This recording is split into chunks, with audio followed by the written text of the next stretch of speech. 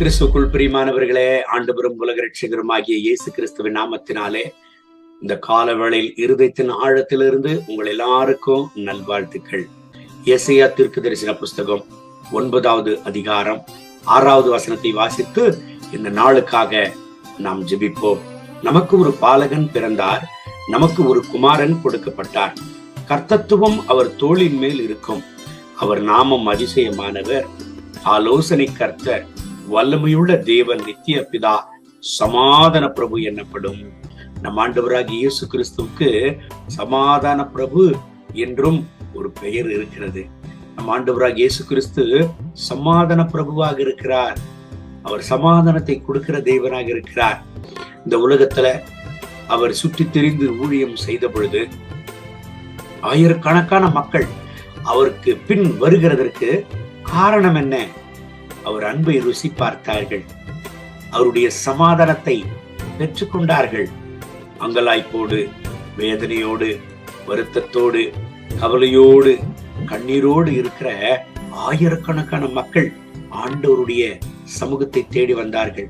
காரணம், அவருடைய சமாதானத்தை தேடி பாகுபாடின்றி எல்லாருக்கும் ஆண்டவர் ஊழியம் செய்தார். எல்லாருக்கும் ஆண்டவர் அற்புதம் செய்து அவருடைய சமாதானத்தை அவர்களுக்கு கொடுத்தார். வியாதிஸ்தர்களை சுகமாக்கி ஆண்டவர் அவர்களுக்கு சமாதானத்தை கொடுத்தார்.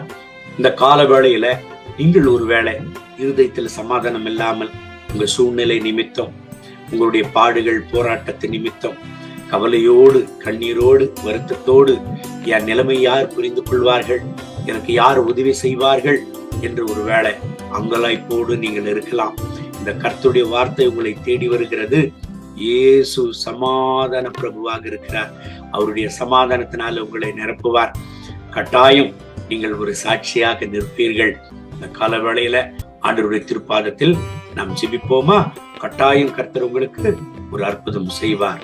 அன்பின் ஆண்டவரே, இந்த கால வேளையில் ஆண்டவரே, வருத்தத்தோடு, வேதனையோடு, கண்ணீரோடு, கவலையோடு, துன்பத்தோடு, துயரத்தோடு, அங்கலாய்ப்போடு யாரெல்லாம் இந்த ஜபத்தில் இணைந்து ஜபித்துக் கொண்டிருக்கிறார்களோ இவர்களுக்கு ஒரு அற்புதத்தை செய்தருளும் ஆண்டவரே. இவர்கள் துக்கம் சந்தோஷமாக மாறட்டும். இவர்கள் வேதனைகளை எடுத்து போடுறோம். இப்பொழுதே உடைய சமாதானத்தினால் இவர்களை நிரப்புவீராக. மகிமை, கனம், துதி உமக்கே. இயேசுவின் நாமத்தில் கேட்கிறோம் எங்கள் ஜெபம் கேளும் நல்ல பிதாவே. ஆமென், ஆமென்.